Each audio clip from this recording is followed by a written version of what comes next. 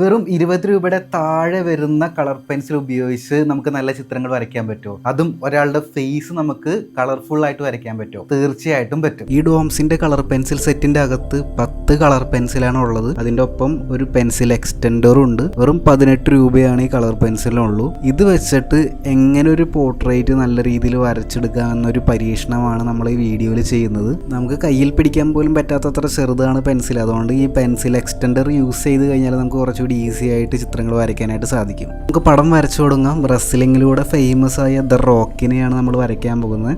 Free hand ആയിട്ടാണ് നമ്മൾ ഈ ഡ്രോയിങ് ചെയ്യുന്നത്. ഒരു ബ്രൗൺ കളർ വെച്ചിട്ടാണ് സ്കെച്ചിങ് ചെയ്യുന്നത്. അപ്പോൾ തലയുടെ ഷേപ്പ് ആദ്യം ഏകദേശം വരച്ചെടുത്തിട്ട് ബാക്കിയുള്ള ഭാഗങ്ങൾ അതിൻ്റെ ഉള്ളിൽ ഓരോ ഭാഗങ്ങളായിട്ട് വരച്ചെടുക്കുക ചെയ്യുന്നത്. ഇനി നമുക്ക് കളറിങ് സ്റ്റാർട്ട് ചെയ്യാം. ബ്രൗൺ ആണ് ആദ്യം യൂസ് ചെയ്യുന്നത്. ഹെയർ ബ്ലാക്ക് ആണെങ്കിലും ആദ്യം ബ്രൗൺ വെച്ചിട്ട് ജസ്റ്റ് ഒരു ലെയർ ഇട്ടിട്ടാണ് ബ്ലാക്ക് ചെയ്യുന്നത്.